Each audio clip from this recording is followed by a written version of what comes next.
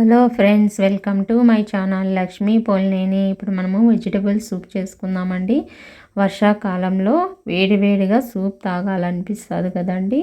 ఇది చాలా ఈజీగా చేసేసుకోవచ్చు. మనము ఇంట్లోనే రెస్టారెంట్కి పోవాల్సిన అవసరం లేదు, బయట నుంచి తెచ్చుకోవాల్సిన అవసరం లేదండి. ఇంట్లోనే ఈజీగా టేస్టీగా కూడా చేసేసుకోవచ్చు.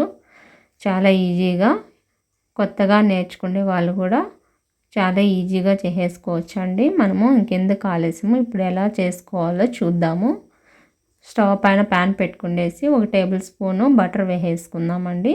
బటర్ లేకపోతే మీరు నూనె కూడా అయినా వేసుకోవచ్చు. ఈ విధంగా బటర్ కరిగిన తర్వాత వెల్లుల్లి రెబ్బలు ఒక 3 సన్నగా కట్ చేసుకొని వేసుకొని వేయించుకోవాలి. అలాగే అల్లం కూడా ఒక 1/2 ఇంచు సన్నగా కట్ చేసుకొని వేసుకొని వేయించుకోవాలి. ఇది ఈ విధంగా బాగా వేయించుకోవాలి. అలాగే ఇప్పుడు సన్నగా కట్ చేసుకున్న ఆనియన్ చిన్నది ఒకటి ఈ విధంగా వేసుకొని బాగా ఫ్రై చేసుకోవాలి. ఈ విధంగా ఆనియన్ ఫ్రై అయిన తర్వాత ఇప్పుడు మనము క్యారెట్ ముక్కలు కూడా సన్నగా కట్ చేసుకోవాలండి. ఒక చిన్న క్యారెట్ అయితే సరిపోతుంది. అలాగే పచ్చి బఠానీలు కూడా ఒక 2 టేబుల్ స్పూన్లు వేసుకోవాలండి. అలాగే బీన్స్ కూడా ఒక టేబుల్ స్పూను సన్నగా కట్ చేసుకొని వేసుకుంటే సరిపోతుంది. ఈ వెజిటబుల్స్ అన్నీ బాగా ఈ విధంగా ఫ్రై చేసేసుకోవాలి. ఈ విధంగా బాగా వేగే వరకు ఈ విధంగా వేయించుకోవాలండి.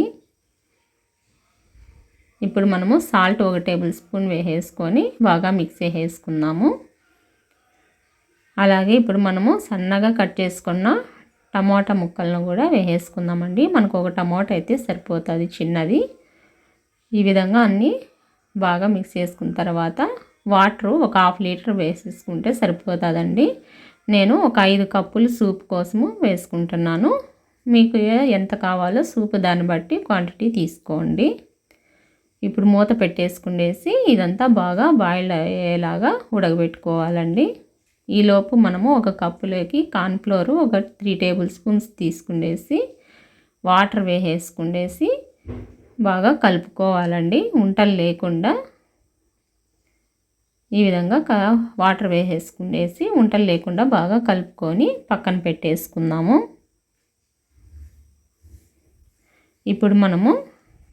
ఇప్పుడు బాయిల్ అయినది కదండి, ఈ వాటర్ అన్నీ చూడండి బాయిల్ అవుతుంది. ఇప్పుడు మనము మూత తీసేసుకునేసి గంటితో ఒకసారి బాగా కలుపుకోవాలి. ఈ విధంగా కలుపుకొని ఇప్పుడు మనము చిల్లీ సాసు 1 టేబుల్ స్పూన్ వేసుకోవాలండి, చిన్న టేబుల్ స్పూన్ ఒకటి. అలాగే చక్కెర కూడా ఒక 1/2 టేబుల్ స్పూన్ వేసుకోవాలి. వేసుకొని ఇదంతా బాగా కలుపుకోవాలి ఒకసారి.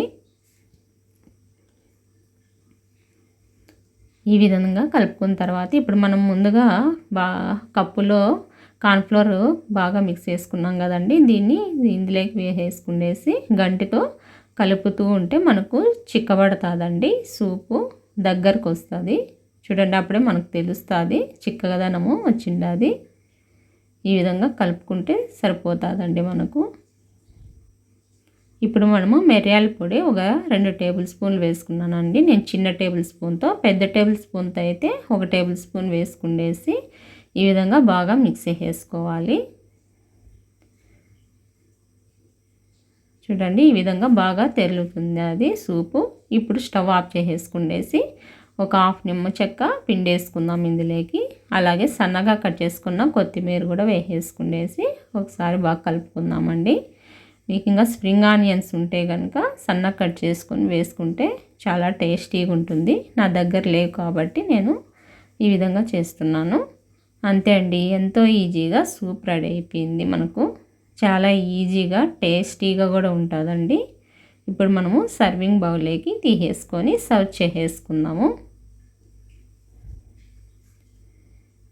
ఈ విధంగా మనము ఈవినింగ్ టైంలో మనము ఈ వర్షాకాలంలో ఈ విధంగా సూప్ చేసుకొని ఇంట్లో వాళ్ళకందరికీ ఇచ్చినారంటే ఇంట్లో వాళ్ళందరూ మిమ్మల్ని మెచ్చుకుంటారండి. చాలా టేస్టీగా కూడా ఉంటుంది. మనము రెస్టారెంట్ స్టైల్లోనే చేసాము.